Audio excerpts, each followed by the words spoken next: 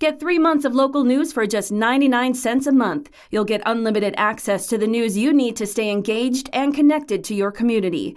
Visit DuluthNewsTribune.com/subscribe now to get 3 months of local news for only 99 cents a month. Hello, Northlanders. It's Friday, September 6th. I'm Wyatt Buckner with the Duluth News Tribune Minute, presented by Minnesota Power Employees Credit Union. The average MPECU member saves over $785 a year in better rates and lower fees. And with MPECU, every ATM is your ATM. With their free checking program, you get ATM fee reimbursements at any ATM anywhere in the U.S. Check out Minnesota Power Employees Credit Union services online at mpecu.com or visit their offices in downtown Duluth, Arrowhead Road, or Miller Trunk Highway. It's Friday, and if you're looking for some fun things to do this weekend, Duluth News Tribune arts and entertainment reporter Jay Gabler has some options in this week's Best Bets. September is here. It's too early for leaf peeping, but a few festivals this week invite Duluthians to hit the road and enjoy the scenery as the sun starts to slant just a little bit more each day. Many of America's great cities lie along the Mississippi River, but few get earlier access than Grand Rapids, situated just where the river turns south after winding east from its Lake Itasca headwaters. Named in honor of that river, the annual Grand Rapids Riverfest routinely attracts top names, and this year is no exception. Spoon, the Texas indie rock band best known for their boisterous 2007 album Ga Ga Ga Ga Ga, headlines this year's festival taking place tomorrow, Saturday, September 7th.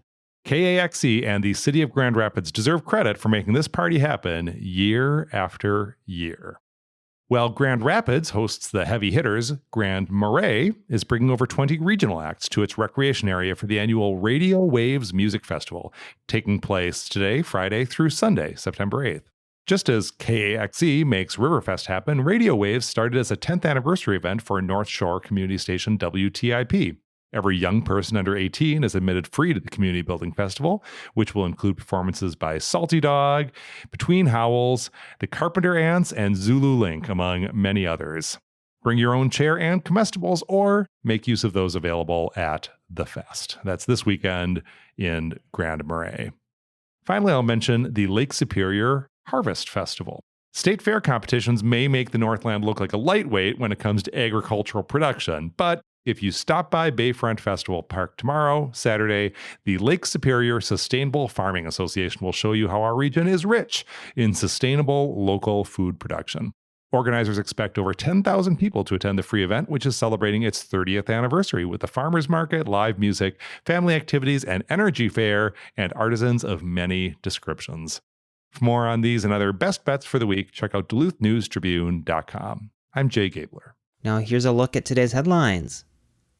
A federal bankruptcy judge found, quote, sufficient evidence, end quote, that a juror could find Cleveland Cliffs engaged in anti-competitive behavior that harmed Mesabi Metallics as it tried to build an iron ore mine and pellet plant. The case will now head to trial in a district court, where a jury will consider Mesabi's damage claims. The company is seeking $1.9 billion from Cliffs. In a 95-page memorandum opinion made public in U.S. bankruptcy court in Delaware on Wednesday, Judge Craig Goldblatt wrote that, quote, there is sufficient evidence that permits a reasonable juror to conclude that Cliffs' conduct was anti-competitive, end quote. Mesabi, owned by Mumbai-based SR Global, has for 17 years had multiple owners, managers, and names as it floundered through construction stoppages, bankruptcies, missed deadlines, late payments, and other legal battles. But in a news release Thursday morning, Mesabi Metallics president and CEO Joe Brockings said that judge's memorandum of opinion was a legal victory for the company. Cliffs did not respond to the News Tribune's request for comment.